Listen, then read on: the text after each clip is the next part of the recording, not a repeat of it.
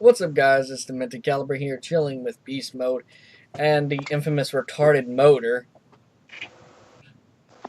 Alright, so we're going to talk about vaping. Because, well, Beast Mode has been vaping for 7 years now. Motor, he just started. I've been vaping for a year. So, Well, Beast, what do you think of vaping? Like, how has it affected you? oh, it's been a definite change. I mean, got into it just like everybody else. Smoking wasn't cutting it anymore. I wanted to get a healthier choice, so I went into vaping, and it's like pleasurable and everything else. So all wins. Yeah? And what did you start off with? Blues. The Cigalikes. Yep, had to be cool with that blue light. Yeah, I mean, you only had two choices: the Cigalikes or people making these mechanical style mods in their garage. And yeah, I'm sure you would want to go with something that's professionally made, not made Yep, by some average Joe in his garage.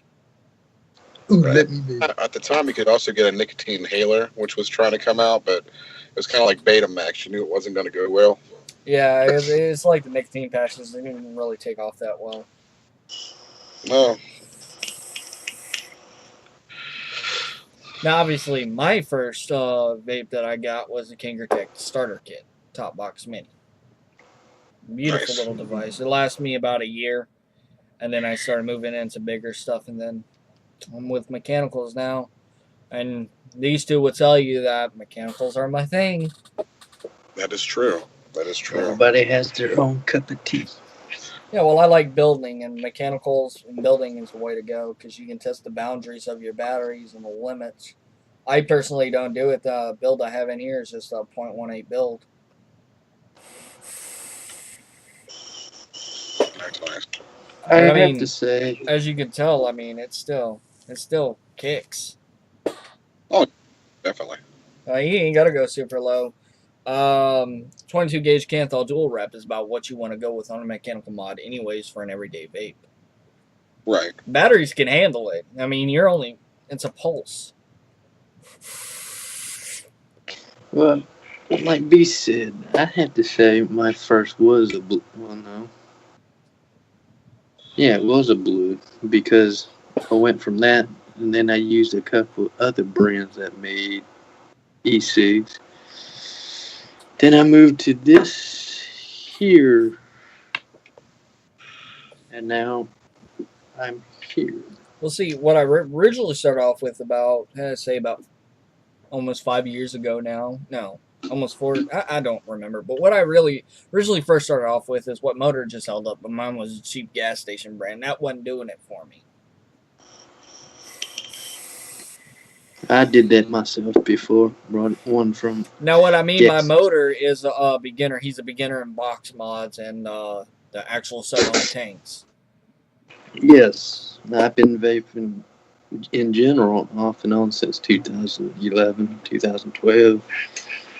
I tried to go back to You cigarettes. started, what, 2010 Beast? Yeah, 2010. Yep.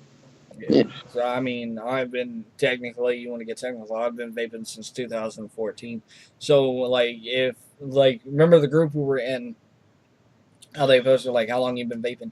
If you want to get technical, I have been vaping for about 4 years now. After I went away from blues, I went with this one company. It was all the rage at the time. It was called Volcano. It was out of Hawaii, Honolulu Yeah. to be exact, and made great mods. They were all into. They were just the eco style. They did have an external battery type, which was their. It was called a lava tube. It Yeah. was pretty good at the time. I mean, it was the only. It was one of the first variable wattage devices you can get out there. So you're like, Yeah. oh shit, you got to get My that. grandmother was showing me a box mod yesterday. I think it was called an EVIC. It was a 60-watt box mod. Had a little dripper on it. Hopefully she can get it because I really want to play around with that dripper. It is an odd looking dripper, and it comes with this weird ass coil winding jig, which is pretty cool. It comes with a lot of extras, so hopefully she can jump on that. I think they were selling all of it for like $40. Evic was the shit back in the day. I don't know how they're doing that right now. Well, it looks like it is an older box mod, considering it's only 60 watts. Evics, they can't. I can't remember what model came out, but they had like, I mean, you could just do everything on a freaking Evic. He's got 2 ALO. Look at this shit. Spoiled Well, motherfucker. now you just got to get another freaking mod on the other one, or another freaking tank, and just start doing it at the same time. No, what he needs to do is he needs to learn how to build and get him a little dripper.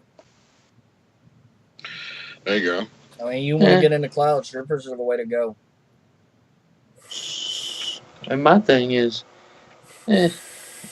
over time, I'll probably learn that shit over time. Oh, yeah. I mean, you got all the time in the world. Well, I don't know if I'd say all the time in the world, but, you know. I get what you mean. He's got a good amount of time. But it does take a lot to actually learn how to build adverse to just installing these little pre-maters. I can get them. These little guys right here. These take nothing. I can install those left and right. I've been getting really good at building, though. You probably won't be able to see it, but that's my little build right there. It's a little 6-wrapper. I'm sure you taught yourself how to do it. No, I actually didn't. I just watched the guys at the vape shop before the FDA banned coil building in vape shops. And then I watched a lot of rip trippers. Yeah, before they banned that, they were actually doing smart things like giving classes out and shit. Now it makes it harder to be safe. Yeah, well, I mean, you follow back to my mechanical mod safety video, and it's most likely these guys don't know what they're doing. That's the thing. It's like, there's people who can go below a certain level, and it's safe for them because they know what they're doing. But then you get these cats that see that, and they think that's the norm, and they don't know anything because they don't do any research. I mean, like if not that I would, but if I was to split up my Samsung 25Rs, I can easily run a 0.09 build on it because those batteries are tested that low. That's their tolerance. Right. That's what I'm getting at. It's like, but you've done your research. You've done, you've actually done extensive, like, not even just the reading material. You've done the stuff like where you've actually talked to people who's like doing this professionally and stuff and all that.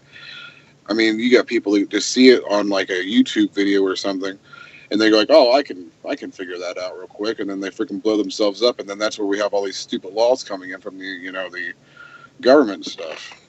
Yeah, it's like. Then the same argument, like, again, follow back to my video on mechanical mod safety, or hybrid mechanical mod safety. That was the title of it, I believe. And it's like, you get these guys who are putting these tanks on these hybrid mechanical mods, and the 510 pin, the positive portion of it's just getting pushed in, and it's shorting itself out. Yep. And like, despite, and this is a thing with mechanical mods. I think the venting should actually be on top. The way it makes it easier. But the venting is typically towards the bottom. Now, with some of my re-wrap batteries, they fit in there kind of tight, so it's going to be hard for that expelling gas to get around that battery and out those vent holes. I mean, the best thing for you to do is if you feel like your mod's starting to heat up, throw that bitch somewheres. Get far away from it as you can. But I mean, all in all, you do your research and you know what you're doing and you know what your batteries can handle, you'll be fine. I believe the battery I have in here is a 30 amp battery. I could be wrong, though. Actually, I don't know what battery I have in here.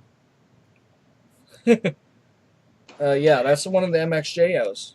It says it's a 30 amp battery. It's a 20 amp battery. I'm not pushing it that hard with the basic Anthol build. And that's another thing, and I've talked to you about this with the whole E-Fest situation, the purple E-Fest. They claim 35 amps, but they're actually 20 amp batteries. And that's another thing where people go wrong, is they don't take time to research these batteries. Right. That's what I'm getting at. They just see it printed and they automatically believe it.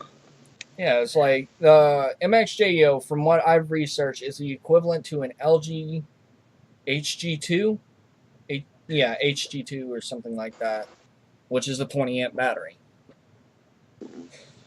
The furthest I would personally push in, again, I've said this time and time again, but I have pushed my batteries a lot further. We've known this with the 0.14, 0.13. Hi, little one. Hey. We're kind of recording a video here. But I've pushed my batteries. Was I fucking scared to do it? Absolutely. You can ask him. There's another one. Well, but you can ask. It's like you record a video, like everybody. You're recording a video with 2 people, and more people start coming in. It's an audience. Well, my fiance is always allowed in my videos, so yeah. But you can ask Beast Mode. I was scared. I was scared to death to push my batteries. Yeah. But again, like I said, you're cautious about it, you know. So I mean, I didn't have any doubt that you'd do it right. Yeah. I mean, it was just like really a one-time thing. Like, if I do decide to get a little bit more comfortable, I may end up going lower, but the possibilities of that is probably not because, I mean, and take a look at the clouds that I can put off with just this build alone.